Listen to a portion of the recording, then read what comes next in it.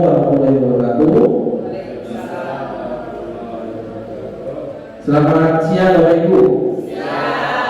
Ya, terima kasih atas waktunya. Perkenalkan, saya kepala sekolah dan teman saya sebelah ini salah satu CGP dari SDK Cibabias.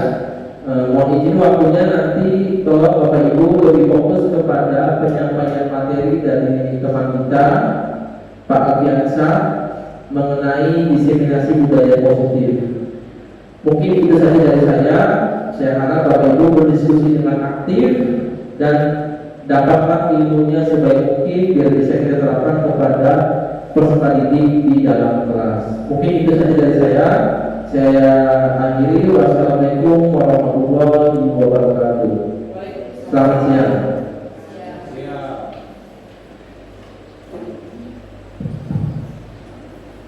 Baik, terima kasih kepada Bapak Edi selaku Kepala Sekolah Eka Cipta Mulia. Baik, di sini saya memperkenalkan diri dulu. Nama saya adalah Alfiansa. Saya adalah CGP angkatan ke-11 Kabupaten Kapuas Hulu. Jadi hari ini saya akan menyampaikan diseminasi tentang budaya positif, yaitu aksi nyata dari modul 1.4 di pendidikan guru penggerak. Nah, sebelumnya Bapak Ibu hari ini semangat? Oke, berarti kalau semangat, saya pengen lihat semangatnya dulu ya.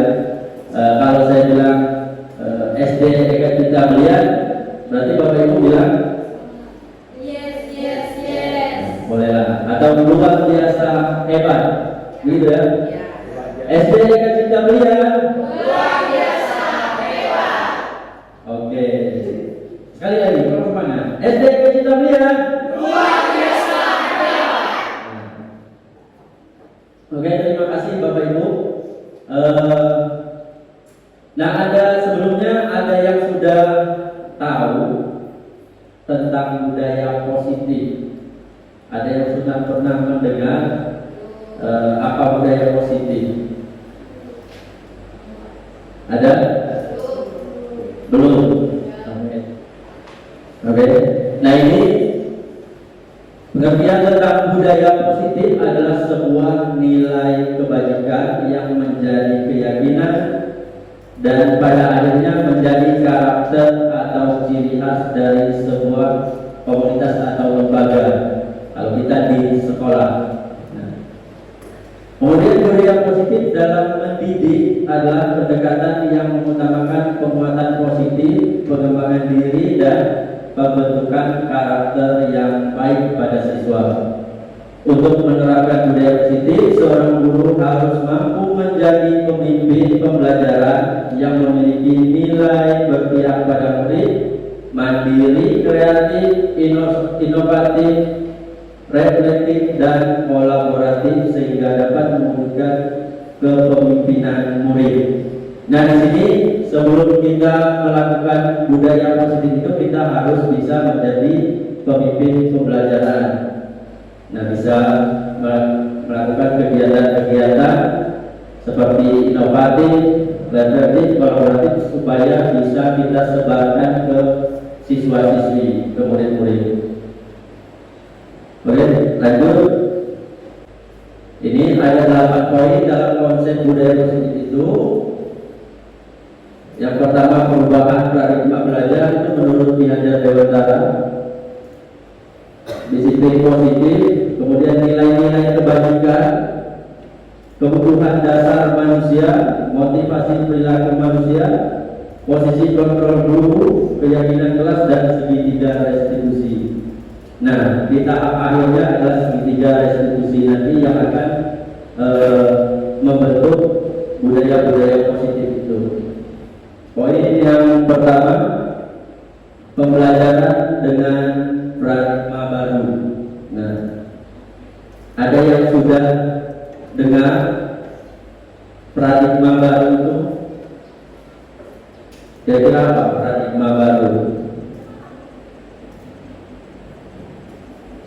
Ya, Mister?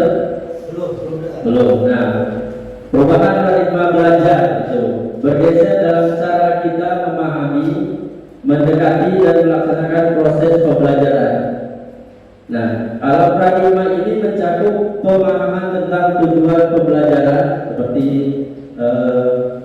kalau dulu masih ke kompetensi dasar, ya.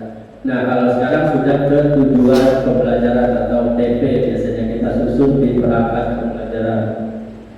Kemudian peran guru dan siswa itu sudah saling berkolaborasi di paradigma baru. Kemudian metode pengajaran. Nah, guru sudah menggunakan metode pembelajaran yang bervariasi, jadi tidak monoton hanya kepada guru. Jadi sudah ke siswa model pembelajarannya. Kemudian pembelajaran dengan paradigma baru dibuat dengan prinsip pembelajaran berdiferensiasi, yaitu berpihak pada murid, ya, berpihak pada murid sesuai kebutuhan belajar murid berdasarkan tahap perkembangan sesuai teori perkembangan psikologi modern untuk mewujudkan profil pelajar Pancasila. Nah, berbicara tentang profil pelajar Pancasila, kita tentu sudah tahu ada berapa profil pelajar Pancasila? Ada 6. Yang pertama beriman dan bertakwa kepada Tuhan Yang Maha Esa. Kedua, kreatif. Ketiga, mandiri. Keempat, berpendidikan global, gotong royong, dan bernalar kritis. Nah, itu adalah profil pelajar Pancasila yang akan diwujudkan dari paradigma baru dengan perubahan menurut pandangan dari Ki Hajar Dewantara. Nah, ini perubahan paradigma yang sekarang, paradigma tradisional ke paradigma konstruktivisme. Kemudian paradigma pendidikan konvensional ke paradigma pendidikan digital. Karena anak-anak sekarang sudah kecil, dari kecil saja sudah menggunakan media digital. Kemudian paradigma belajar pasif ke paradigma belajar aktif. Paradigma belajar individu ke belajar kolaboratif. Kemudian penilaian tradisional ke paradigma penilaian formatif. Kalau dulu ulangan harian, kalau sekarang formatif. Jadi penilaian berdasarkan kemampuan siswa. Kemudian keenam, paradigma pendidikan berbasis hasil ke paradigma pendidikan berbasis proses. Jadi dulu kita hanya menilai hasil pembelajaran, hasil ulangan. Sekarang kita beralih ke menilai proses pembelajaran itu. Kemudian ketujuh, paradigma life learning atau pembelajaran sepanjang hidup. Nah, ini kita coba dulu, kita mencoba praktik. Nah, praktik ini tentang ada A dan B. Nah, antara temanmu, silakan kamu pilih pasangan. Nah, pilih pasangan. Kemudian sobek secari kertas kecil, boleh. Tulis benda atau sesuatu yang sangat berharga untuk Anda, yang paling berharga. Kemudian letakkan di salah satu tangan Anda dan genggam benda atau sesuatu tersebut dengan segala daya upaya. Buatlah sebuah kepalan. Nah, kamu Anda simpan benda itu, tulisan itu di tanganmu. Kemudian teman yang B, tugasnya mencoba dengan sekuat tenaga dengan berbagai cara untuk meminta Anda memberikan benda tersebut, meminta bagaimana supaya dia bisa memberikan atau membuka tangannya, bisa membujuk, mengantar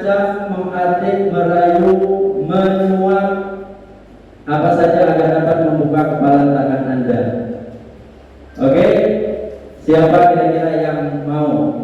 Bu? Hah? Jadi maju dulu. Ini tugasnya merayu. Satu lagi siapa ya? Hah?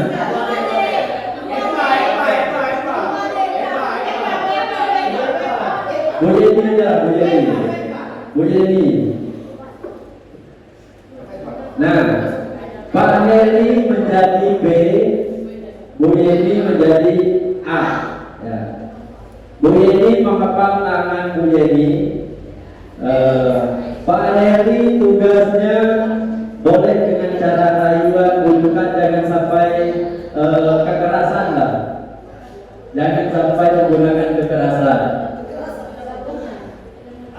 Bagaimana caranya supaya Bu Yeni bisa membuka terbuka apa yang dia sembunyikan?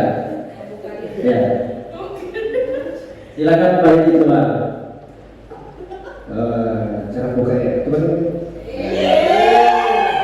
buka Pak. Caranya supaya dia mau buka ya. Ada di situ ya itu.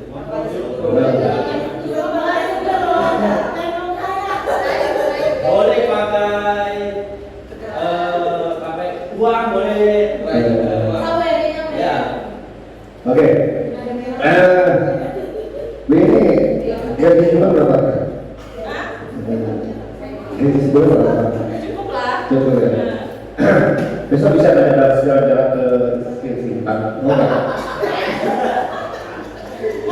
Iya, tapi boleh buka namanya. Wah, nggak ada jalan-jalan. Tapi harus dibuka dulu ini ya, lembaga. Kira-kira masuk.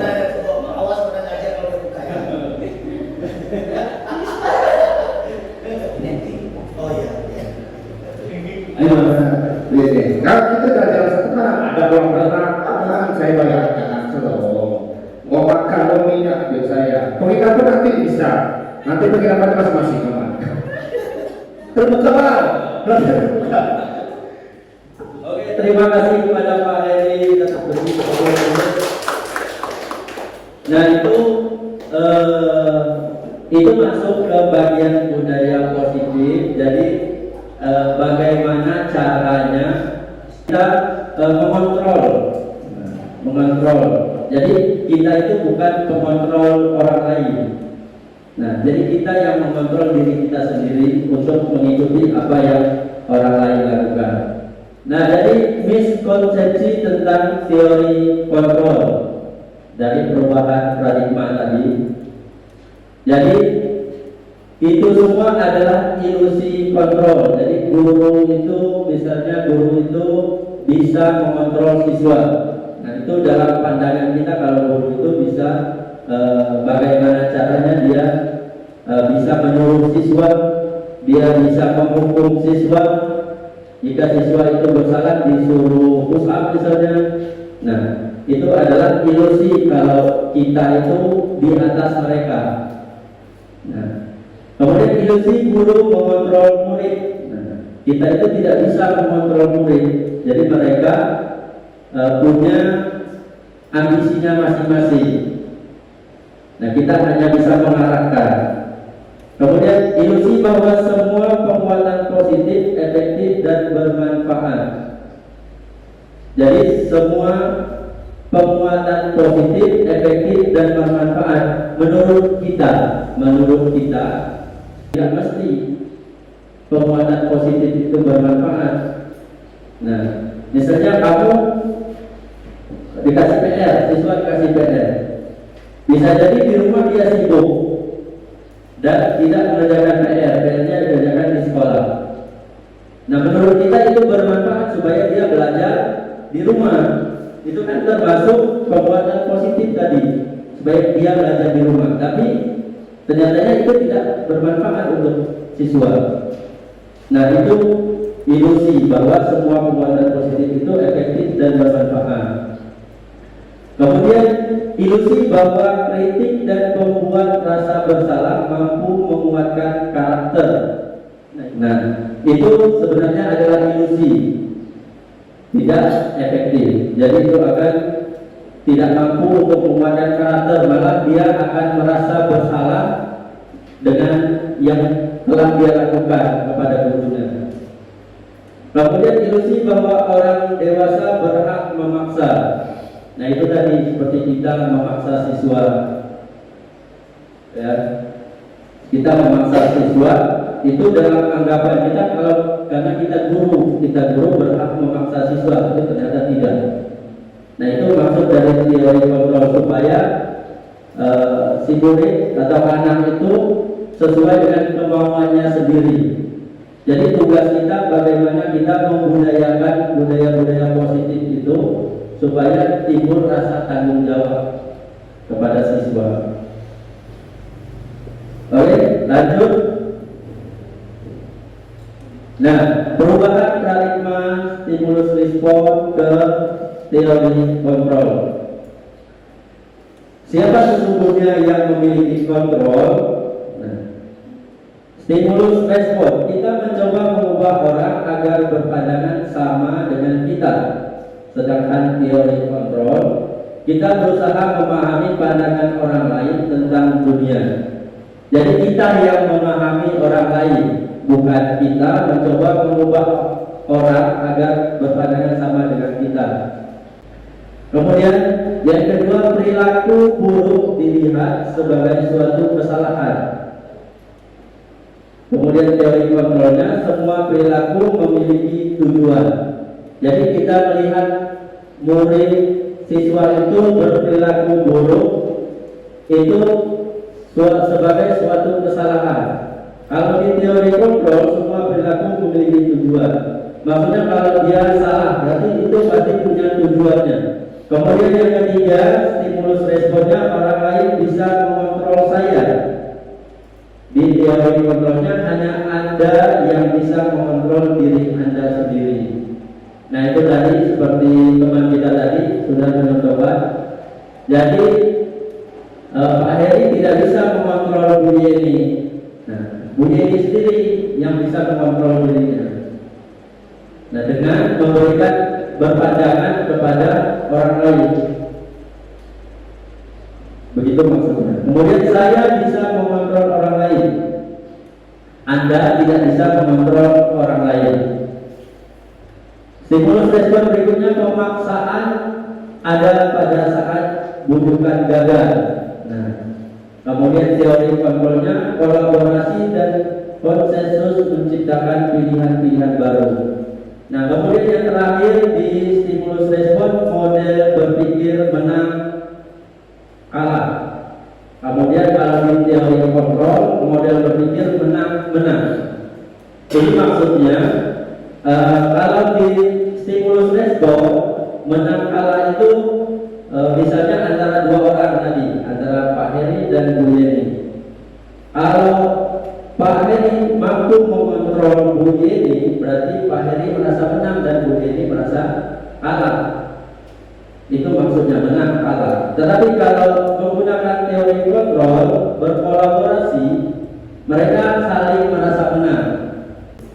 Kalau dengan teori kontrol, dia akan saling berkolaborasi dan sama-sama merasa menang.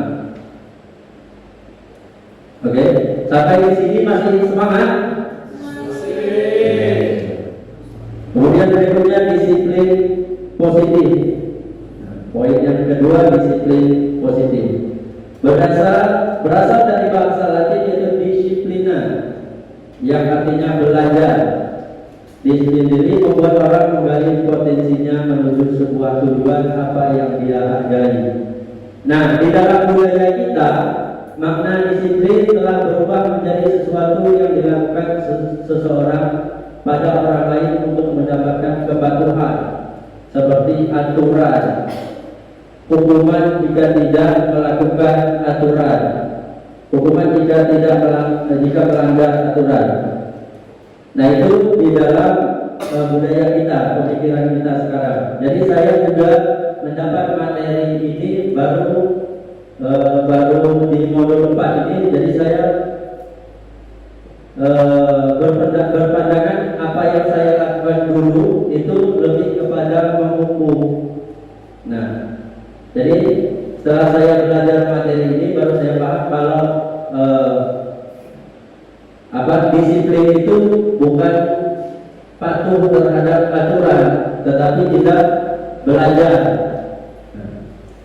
untuk menuju sebuah tujuan apa yang dia hargai.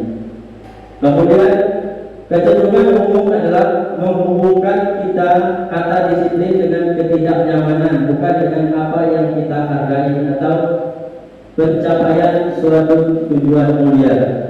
Jadi disiplin itu berarti karena aturan. Kalau tidak ada aturan berarti tidak disiplin. Nah itu maksudnya. Itu pandangan kita. Sementara kalau menurut teori disiplin itu adalah belajar memperbaiki diri tanpa harus ada aturan. Nah itu maksudnya. Sudah ada aturan jadi disesuaikan dengan tindakan siswa aturan itu. Gimana kalau siswa melanggar? Apakah dihukum? Jadi di dalam budaya positif tidak. Itu siswa diajak mencari solusi bersama-sama dan disepakati bersama-sama. Nah seperti itu. Jadi guru nanti berkolaborasi lagi dengan orang tua. Jadi itu disiplin itu tidak hanya bisa dilakukan di sekolah. Jadi di rumah juga kita akan berkolaborasi dengan orang tua untuk menindaklanjuti kesepakatan antara kita dan siswa tadi. Jadi dipantau oleh orang tua di rumah. Ya. Nah itu disiplin positif. Lanjut. Ini teori disiplin positif saling berkaitan tadi antara paradigma perubahan, teori kontrol. Nah dari ke-8 tindakan tadi sampai ke perlakuan di segitiga restitusi. Nah ini adalah skema tentang disiplin positif, saling keterkaitan. Yang berikutnya yang ketiga, nilai-nilai kebajikan universal. Nilai-nilai kebajikan adalah sifat-sifat positif manusia yang merupakan tujuan mulia yang ingin dicapai setiap individu. Nilai-nilai tersebut bersifat universal dan lintas bahasa, suku, bangsa, agama maupun latar belakang. Jadi nilai-nilai kebajikan itu dia tidak memandang agama, suku, ras. Nah itu maksudnya. Jadi lintas suku, bahasa maupun latar belakangnya kaya atau miskin. Nah itu nilai-nilai kebajikan itu bisa dilakukan siapa saja, bisa ditaati atau dilaksanakan oleh semua siswa yang ada di sekolah. Dengan mengaitkan nilai-nilai kebajikan yang diyakini seseorang, maka motivasi intrinsiknya akan terbangun sehingga menggerakkan motivasi dari dalam untuk dapat mencapai tujuan mulia yang diinginkan menurut Gosen 1998. Nah, nilai-nilai kebajikan ini diyakini seseorang untuk memotivasi dan meningkatkan motivasi dia sehingga menggerakkan motivasi dari dalam untuk dapat mencapai tujuan dari dalam ya. Nah, nilai-nilai kebajikan yang ingin dicapai oleh setiap anak Indonesia kita kenal dengan profil pelajar Pancasila. Nah, itu adalah nilai kebajikan: beriman, bertakwa, kemudian mandiri, berdaya kritis, pendidikan global, gotong royong, kreatif. Ini yang dari profil pelajar Pancasila. Ada yang universal, nilai kebajikan universal tentunya disiplin, bertanggung jawab, bekerja keras. Itu juga nilai-nilai kebajikan. Keempat, kebutuhan dasar manusia. Oke, sebelum masuk ke sini, masih semangat? Supaya bersemangat, kita ice breaking dulu lah. Supaya lebih bersemangat, kita ice breaking dulu. Ice breakingnya begini aja, supaya fokus, supaya tidak ngantuk. tepuk 1, 2, 3 aja ya. Nah, oke, semuanya berdiri, boleh berdiri. Nah, 1, lagi,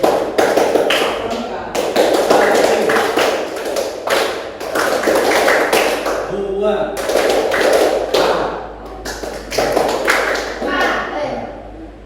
3. Karena saya tidak ada teman, jadi kalian pegang pundak teman di sebelah ya. Bisa 1, 2, 3.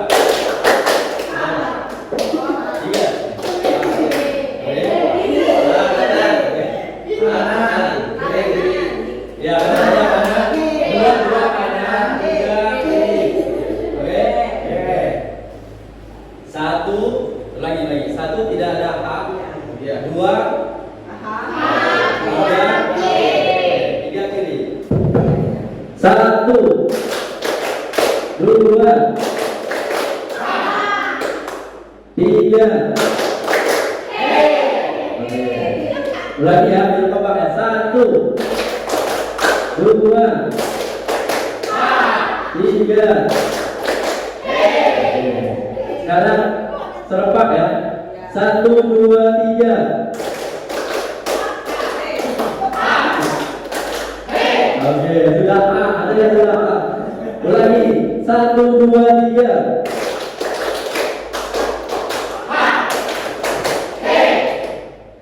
Ada yang salah? Oke, diulangi. Ini diucap ya. 1, 3, 2.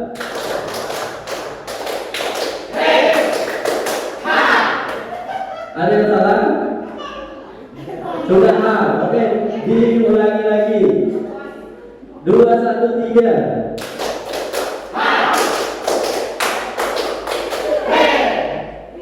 Hah? Ya? Ada yang salah? Oke, saya balik. 3, 2, 1.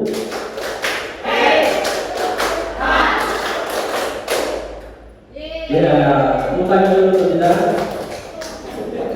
Nah, silakan dulu Bapak. Nah, itu supaya fokus. Nah, mungkin nanti kita sudah mulai ngantuk, baru kita mulai lagi ya sedikitnya. Keempat, kita lanjut ya. Nah, poin keempat itu kebutuhan dasar manusia. Ada yang sudah pernah mendengar apa saja kebutuhan dasar manusia? Mungkin ada kebutuhan pokok, gitu ya. Kebutuhan primer, ekonomi, kebutuhan rumah tangga. Nah, ini kebutuhan dasar manusia. Jadi kebutuhan dasar manusia adalah segala sesuatu yang kita lakukan untuk mendapatkan apa yang kita butuhkan. Seluruh tindakan manusia memiliki tujuan tertentu. Semua yang kita lakukan adalah usaha terbaik kita untuk mendapatkan apa yang kita inginkan. Jadi untuk memenuhi kebutuhan itu biasanya kalau manusia itu akan menggunakan berbagai cara, segala cara agar kebutuhannya itu terpenuhi. Nah, jadi ketika seorang murid melakukan suatu perbuatan yang bertentangan dengan nilai-nilai kebajikan atau melanggar peraturan, hal itu sebenarnya dikarenakan mereka gagal memenuhi kebutuhan dasar mereka. Nah, nanti di sini ada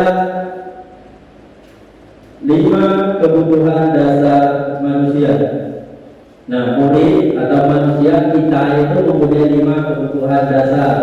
Kebutuhan yang pertama itu bertahan hidup. Kebutuhan bertahan hidup. Nah, adalah kebutuhan yang bersifat fisiologis untuk bertahan hidup, misalnya kesehatan, rumah, dan makanan. Itu agar kita bisa bertahan hidup. Nah, kemudian kasih sayang dan rasa diterima. Kebutuhan ini bersifat psikologis yang meliputi keinginan untuk tetap terhubung dengan orang lain, seperti teman, keluarga, pasangan, teman kerja, binatang peliharaan, kelompok di mana kita tergabung. Nah, itu perlu kasih sayang dan rasa diterima. Jika kebutuhan itu tidak dipenuhi, misalnya dia bisa kita peserta didik atau siswa itu bisa melakukan sesuatu supaya dia merasa diterima di kelasnya, supaya dia bisa merasa dipantau sama gurunya. Karena dia tidak ada kasih sayang atau rasa diterima itu, dia perlu itu, kebutuhan itu yang dia perlukan. Kemudian penguasaan kebutuhan ini berhubungan dengan kekuatan untuk mencapai sesuatu, seperti harga diri, diakui atas prestasinya, kompeten, memimpin, dihormati, dengar, dan keinginan untuk meninggalkan pengaruh. Nah, biasanya penguasaan itu dia merasa sudah melakukan sesuatu yang baik, tapi tidak diapresiasi, dipuji misalnya, atau dia sudah mengerjakan tugas tidak dinilai. Nah, itu masuk ke penguasaan.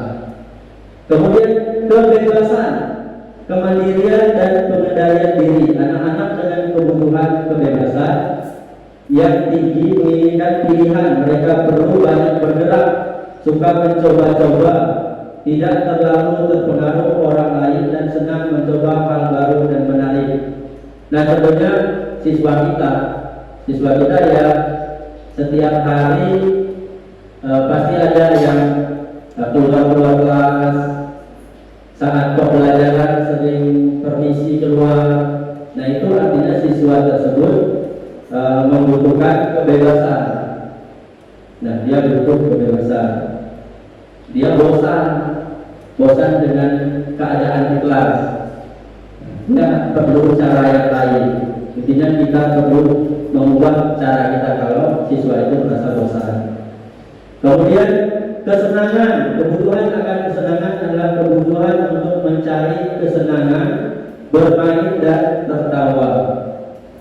Nah, kadang-kadang siswa di kelas itu perlu adanya kesenangan, ajak bermain, tertawa.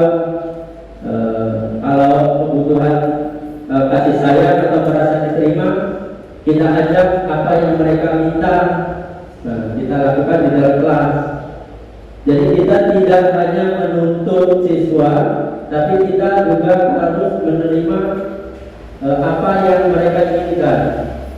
Nah, di sini kita mencoba menjawab dari beberapa kebutuhan dasar, dari 5 kebutuhan dasar tadi, apa yang dibutuhkan oleh manusia.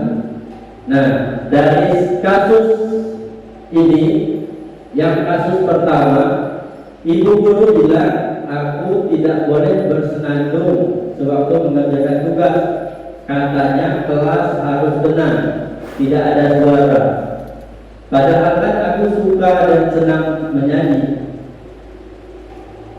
Jadi ibu gurunya bilang, aku tidak boleh bersenandung sewaktu mengerjakan tugas, tidak boleh nyanyi. Nah, katanya kelas harus tenang. Jadi kebutuhan apa yang dibutuhkan siswa di sini? Yang satu, kebutuhan kesenangan. Ya, kesenangan. 2, poin 2. Ibu guru tidak menyakaku hari ini, padahal aku pakai jepit rambut baru. Kebutuhan kasih sayang dan rasa diterima. Kita lihat, ya, kasih sayang dan rasa diterima. Jadi dia sudah pakai jepit rambut baru, dia perlu disapa, bagus, dipuji. Kemudian yang ketiga, aku bosan, maka belajarnya cuma itu aja, dengan ibu guru aja. Kebutuhan apa? Kebutuhan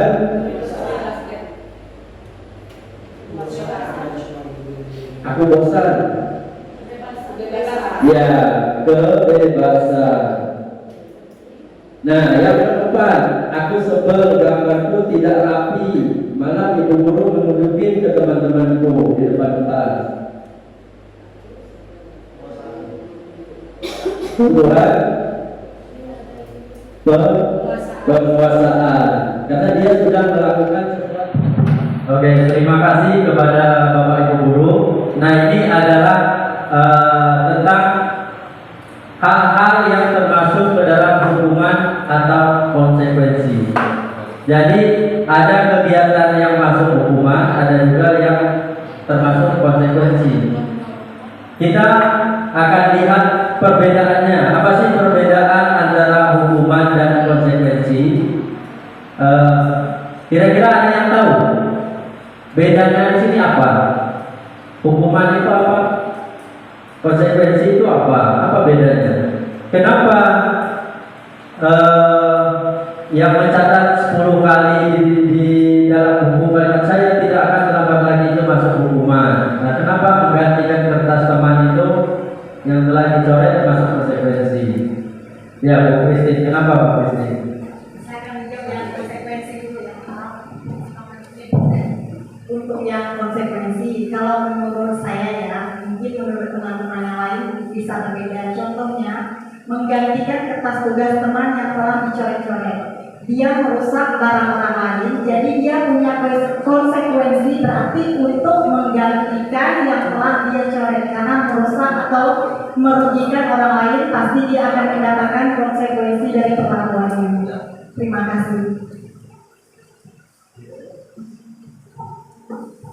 Oke, nah itu pendapat dari Bu Christine. Terima kasih Bu Christine, karena konsekuensi itu dia sesuai perlakuannya ya, sesuai dengan apa yang kesalahannya, dengan apa yang dia lakukan. Nah, ini hukuman tidak terencana atau tiba-tiba, itu biasa hukuman, disebut hukuman. Kalau konsekuensi terencana dan disepakati, ada aturannya. Kemudian restitusi, ini yang lebih baik, tingkat yang lebih baik, proses memperbaiki kesalahan pada kondisi murid yang melakukannya. Jadi dia tidak hanya mendapatkan konsekuensi, tetapi dia mendapatkan perlakuan yang lebih baik dari komisi. Itu restitusi. Kemudian kalau hukuman itu murid tidak tahu apa yang akan terjadi, tidak ada kesepakatan. Kalau konsekuensi ada, murid tetap dibuat tidak nyaman, tapi dia tahu. Kemudian bersifat satu arah, keempat berupa hukuman fisik atau psikologis. Kalau konsekuensi, sikap guru selalu memonitor murid sesuai dengan aturannya tadi, yang melaksanakan atau tidak. Kalau restitusi, proses kolaboratif yang mengajarkan murid untuk menemukan dan mencari solusinya sendiri. Jadi murid itu diajak diskusi. Kenapa kamu tidak melakukan itu? Apa alasannya? Bagaimana kamu memperbaiki hal itu? Dengan cara apa? Oke, kita sepakat. Nah, itu timbul kesepakatan, timbul dari dia sendiri. Kemudian lanjut yang ke-6, 5 posisi kontrol guru sebagai penghukum, membuat merasa bersalah, sebagai teman, kemudian pemantau, dan terakhir manajer. Nah, kira-kira ini Bapak Ibu guru berada di posisi yang mana? Nah, ini akan ada penjelasannya. Nah, ini kira-kira Bapak Ibu guru berada di posisi yang mana?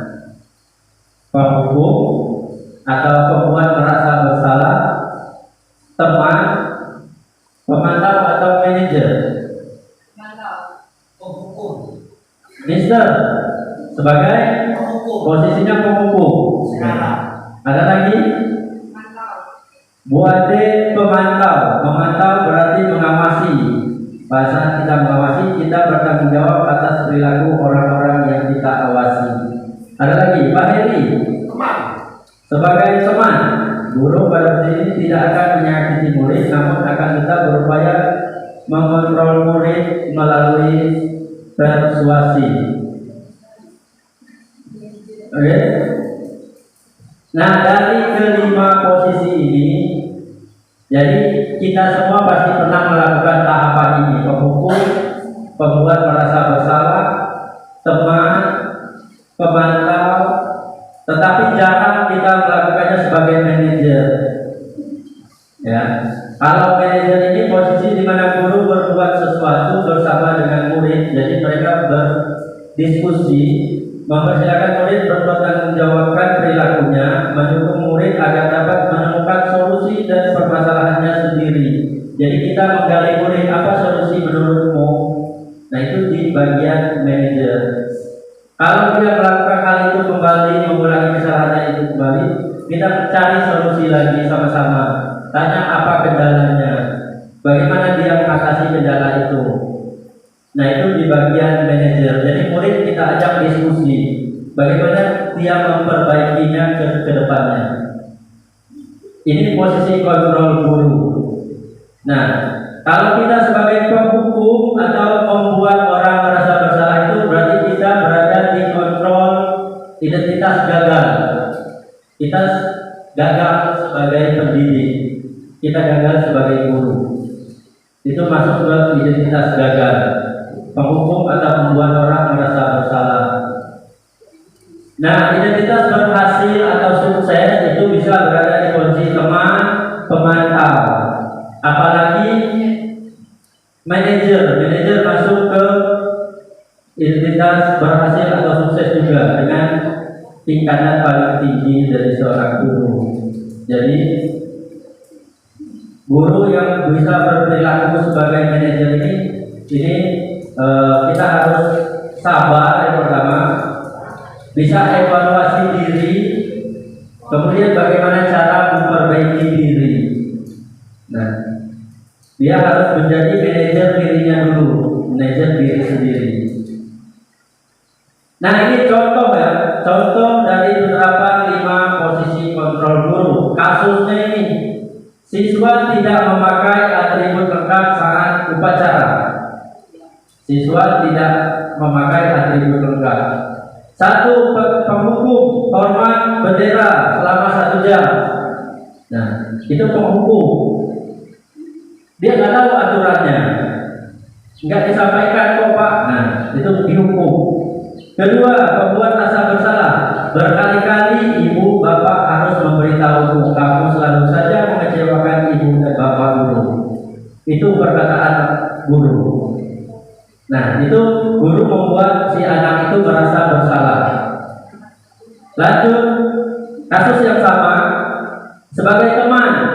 Nah, guru berkata, ayo dong ikuti aturan sekolah, tolong bantu ibu bapak yang sekali lagi. Ya sudah, tidak apa-apa. Lain kali jangan sampai berbuat seperti itu lagi ya. Itu sebagai teman.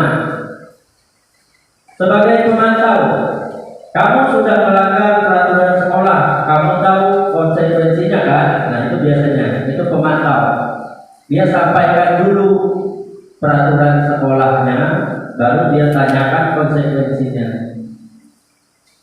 Nah, yang terakhir, ini sebagai manajer, kalau anak tidak lengkap atributnya, apakah kamu tahu kesalahanmu? Ditanya dulu. Dia, si anak itu suruh berbicara apa kesalahannya. Nah, terus kira-kira bagaimana kamu memperbaiki kesalahanmu? Tanya ke anak supaya anak yang berbicara sendiri. Nah, guru hanya memberikan pilihan kepada anak. Bagaimana kalau begini? Kalau si anak itu susah untuk mengutarakan pendapat, bagaimana kalau seperti ini? Bisa nggak? Nah, diutarakan. Itu sebagai manajer. Nah, ini ada pertanyaan. Siapa yang mengatakan ini? Posisi yang mana? Manajer kan? Penghukum? Sebagai pembuat rasa bersalah, teman, atau pemantau? Yang pertama, siapa yang mengatakan saya kecewa sekali dengan kamu? Guru yang posisinya saya kecewa sekali dengan kamu. Sebagai bisa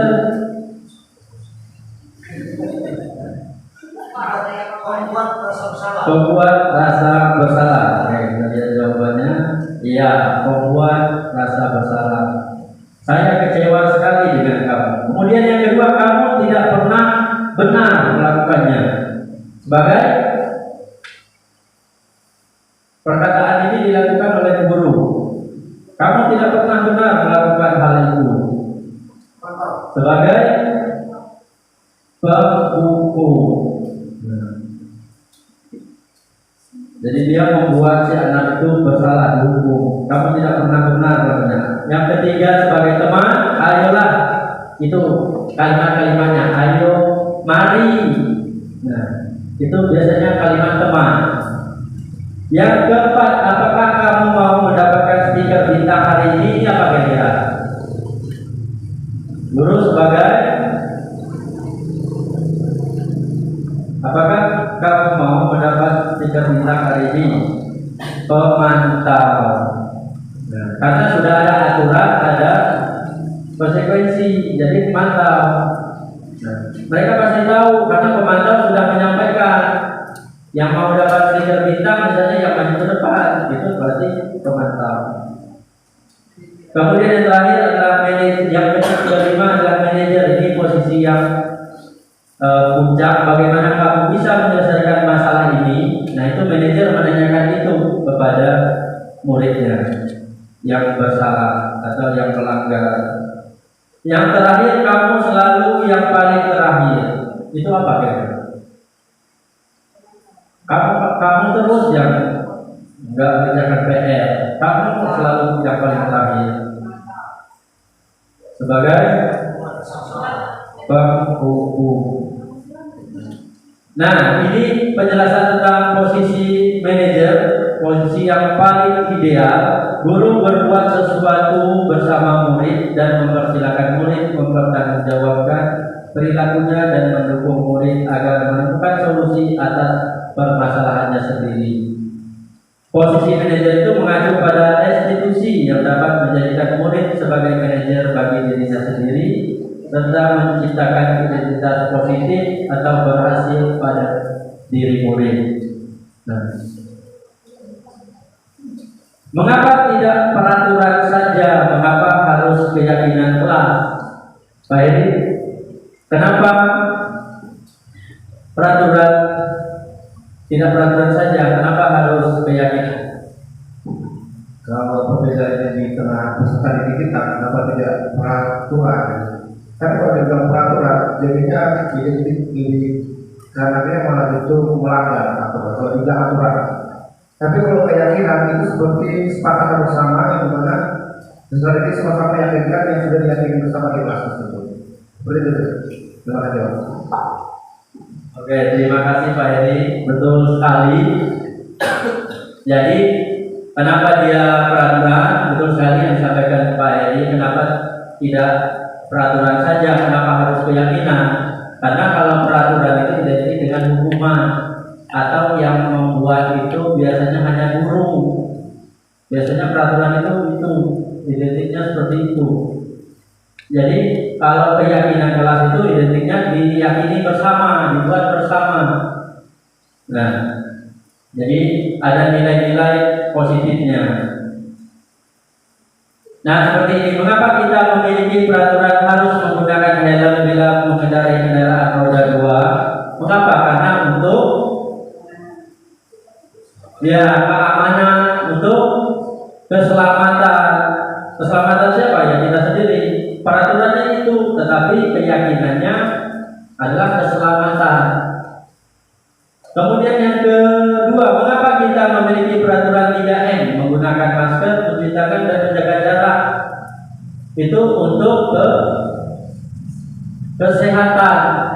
Nah, bukan untuk orang lain, untuk kesehatan kita.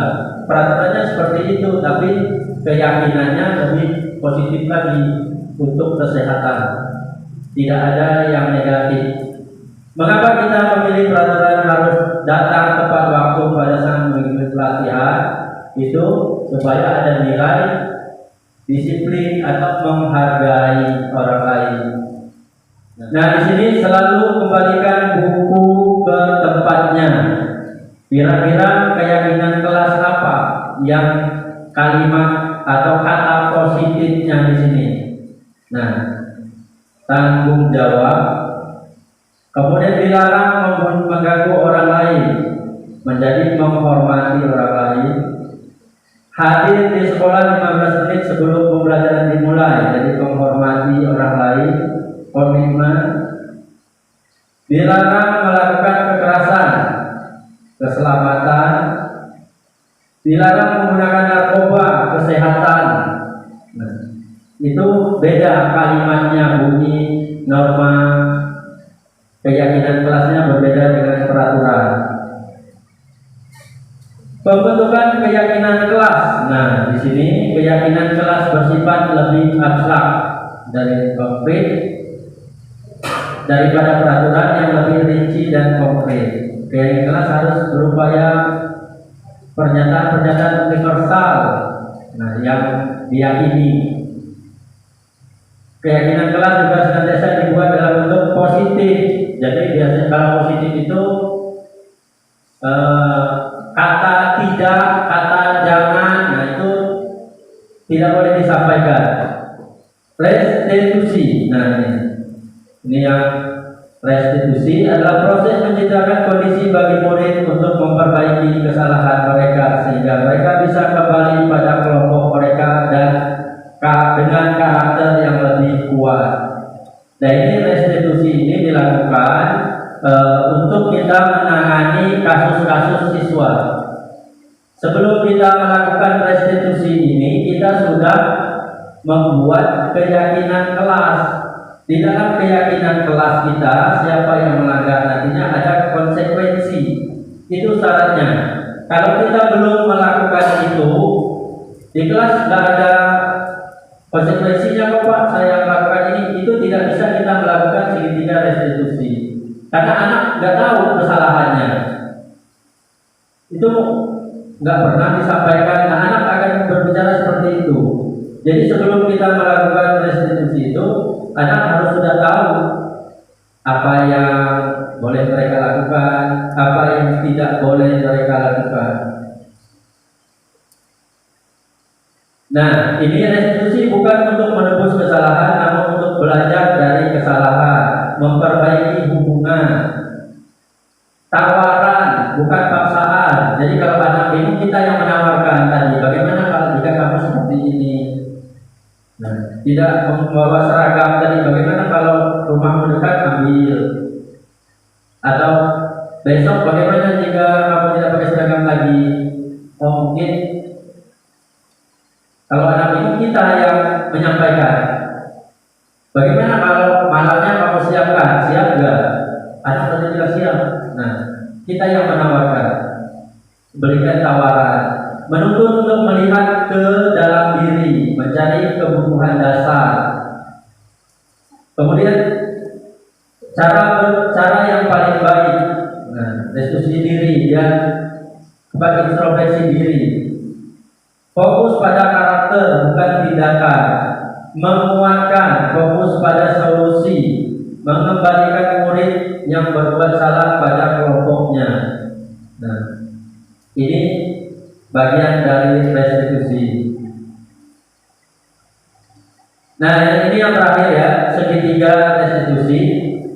Jadi sebelum masuk ke yang terakhir, kita SDG dulu lah ya, biar fokus. Fokus pada apa yang saya ucapkan. Ya. Silakan Bapak Ibu boleh berdiri dulu supaya fokus. Jadi Bapak Ibu menjawab apa yang saya ucapkan. Oke? Oke? Udah fokus Bapak Ibu? Fokus? Ya udah, kita lihat dulu. SD Cipta Mulia. Luar biasa hebat. Ulangi. SD Cipta Mulia. Luar biasa hebat. Oke. Nah, semuanya sudah berdiri. Fokus ya apa yang saya ucapkan. Jadi apa yang saya ucapkan itu didengar, nanti dilihat, nanti saya tanya. Fokus tidak yang saya ucapkan. Nah, jika saya bilang ini kambing, ini kambing, yang ini sapi, oke? Ini kambing, yang ini sapi, yang ini kerbau. Ini kambing, oke? Ini sapi, ini kerbau, oke? Oke? Oke? Fokus dengan yang saya ucapkan. Fokus. Ini yang ini sapi. Kalau yang ini ulangi. Fokus ya. Ini yang ini sapi. Kalau yang ini oke. Ini belum fokus. Belum fokus.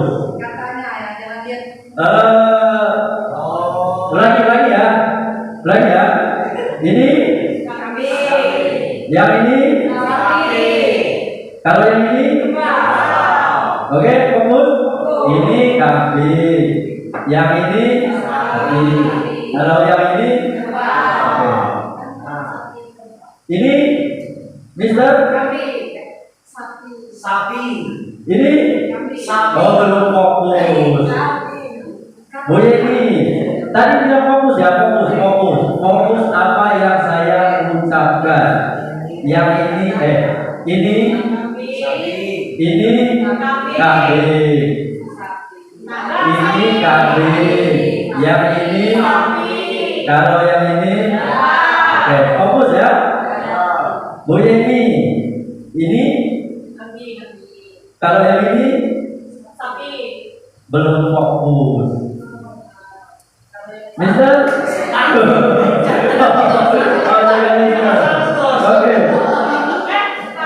Oke.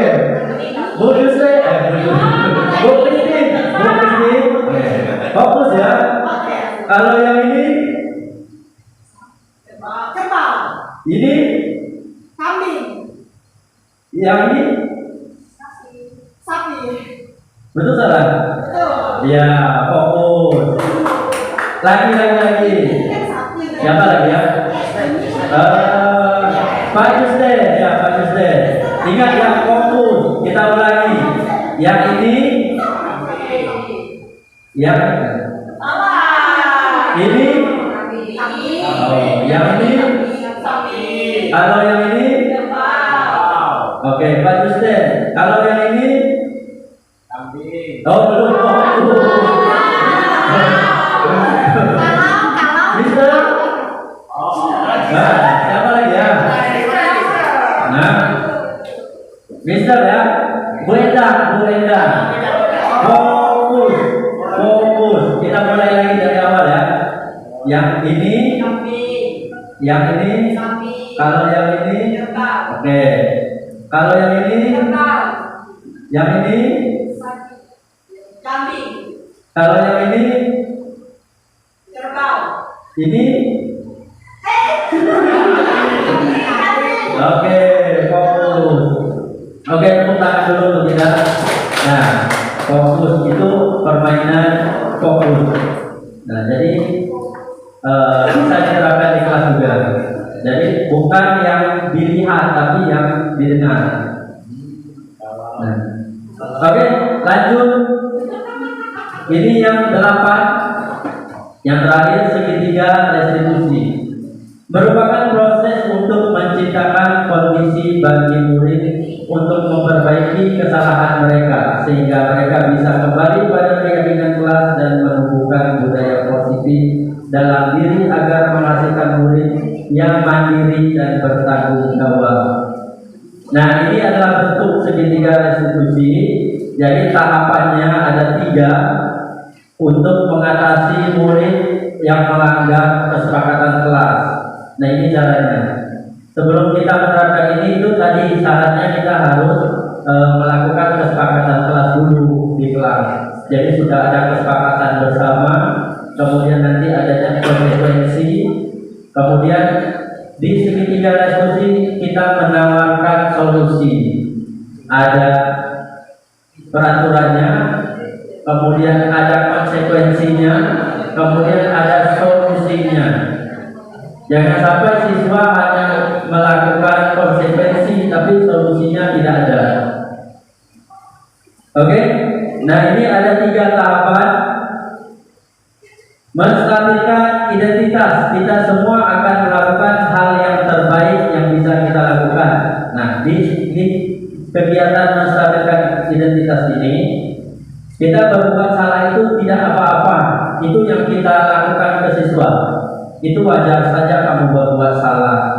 Jadi kita stabilkan dulu, jangan buat siswa itu emosi atau jangan buat siswa itu merasa dirinya bersalah. Kita stabilkan sama-sama bagusnya dulu.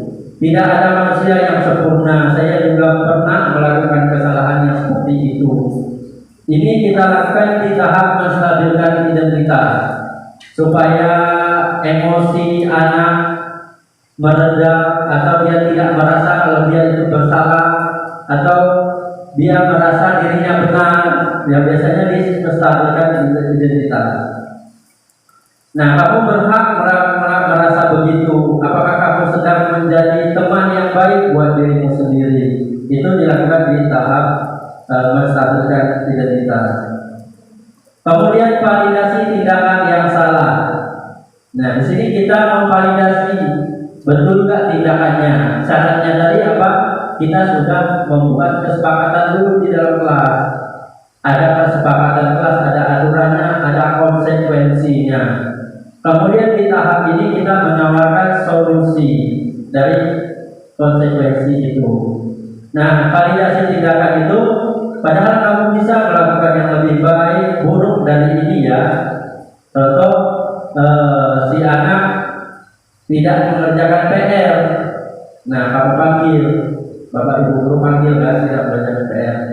Jadi kamu tanyakan, kita tanyakan di situ.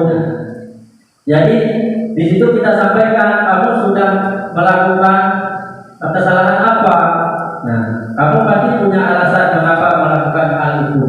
Apa alasanmu melakukannya? Nah, itu di kegiatan validasi tindakan.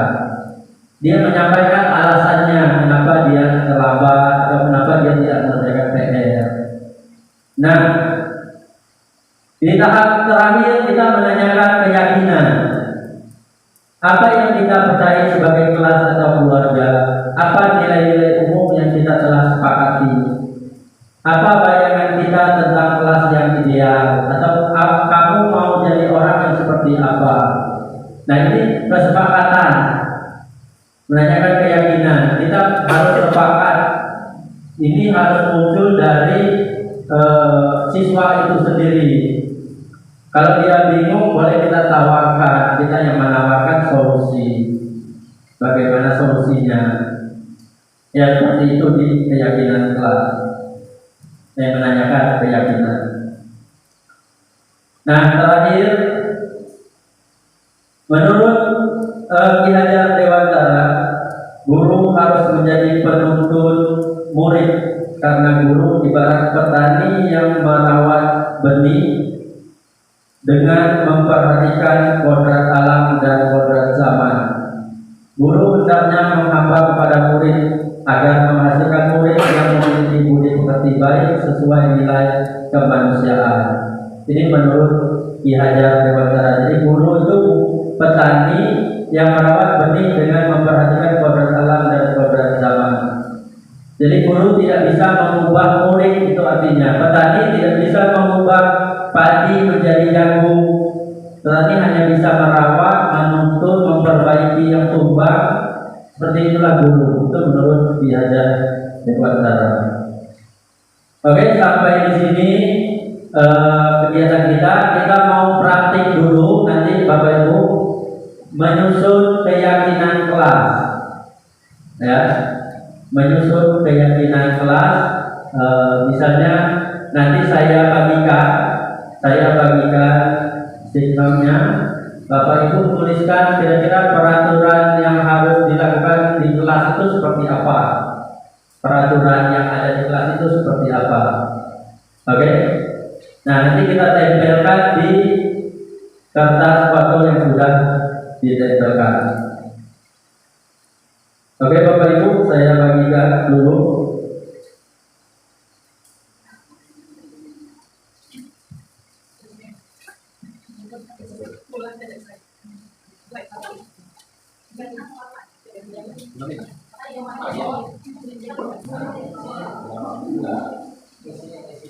Nah, di situ dituliskan satu atau dua saja peraturan yang ingin dilakukan di kelas menurut Bapak Ibu. Misalnya tidak boleh mencetek, tidak boleh makan, peraturan kelas. Jangan di bawah peraturan kelas. Boleh kemana-mana, tidak boleh makan. Jangan ada di sini. Satu atau dua ya, peraturan kelas.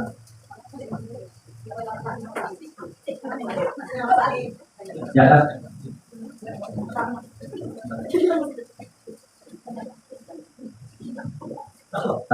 Yang bawah di bawah. Peraturan kelas juga di bawah kelas. Oke.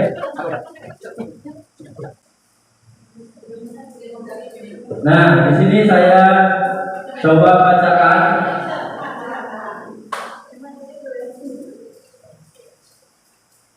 Punya Bu Erika kelas atau ruangan yang bersih. Yang ini tidak ada namanya, tidak ada namanya. Punya Mister mendengarkan teman saat maju di depan. Tidak ada nama. Tidak boleh marah kepada teman. Tidak boleh kelas, tidak boleh masuk kelas, tidak boleh berlarian di kelas. Bu ini tidak boleh kelas, tidak boleh mau kelas, jadi kelas. Tahap kedua tidak pernah ini ya. Tahap kedua kita tidak boleh menggunakan kata tidak atau dilarang. Ya, dibuang kata tidak atau dilarang. Nah, buang kata tidak atau dilarang. Jangan tidak boleh. Jangan tidak boleh. Misalnya jangan makan, tidak boleh. Jangan makan di kelas. Nah, boleh.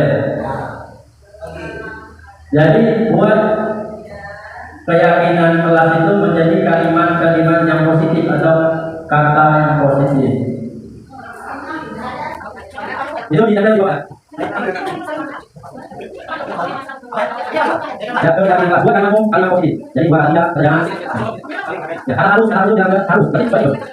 Ini tadi positif. Oke, saya bacakan beberapa sampel. Keyakinan kelas menjaga keamanan dan ketertiban kelas, menjaga kebersihan kelas, menjaga keamanan. Oke, mengangkat tangan jika ingin bertanya, pamit ketika keluar kelas. Oke, mari menghargai teman, jaga kebersihan, saling hormat menghormati, sampaikanlah pendapat dengan santun. Nah, ini ada beberapa hal. Misalnya mengangkat tangan jika ingin bertanya. Itu bisa masuk ke keyakinan kelas tidak ya? Mengangkat tangan jika ingin berbicara. Masuk ke menghargai orang lain. Itu masuk ke nilai kebajikan. Itu keyakinan kelas. Nah, sampaikan nilai-nilai kebajikan itu kepada siswa. Nah, itu boleh disampaikan di kelas, tapi jangan terlalu banyak. Jangan terlalu banyak supaya apa? Supaya siswa bisa mengingat. Misalnya menghargai orang lain. Otomatis di situ tidak boleh berkelahi, keluar sesuai jadwal, sopan santun. Itu masuk ke menghargai orang lain. Siswa cukup mengetahui itu saja perlakuan. Nah, oke, sampai di sini dulu presentasi dari saya. Mudah-mudahan materi ini budaya positif ini bisa diterapkan di kelas atau bisa diterapkan di sekolah. Terlebih kita membuat kesepakatan kelas dulu atau keyakinan kelas. Nah, itu dulu misalnya saat pelajaran Mister bahasa Inggris, buat dulu keyakinan kelas, bukan peraturan. Peraturan itu kalau mereka melanggarnya, mereka tahunya itu hukuman. Itu kalau peraturan. Kalau keyakinan itu nilai-nilai kebajikan yang timbul, yang diingat. Nah, setelah kita melakukan di keyakinan kelas itu, barulah kita bisa melakukan segitiga restitusi, menyelesaikan masalah dengan siswa dengan memberikan solusi sesuai dengan tindakan. Kalau kita tidak menyampaikan itu, siswa memiliki alasan. Oh, itu belum disampaikan. Oh, itu saya tidak tahu. Nah, itu maksud dari disiplin positif.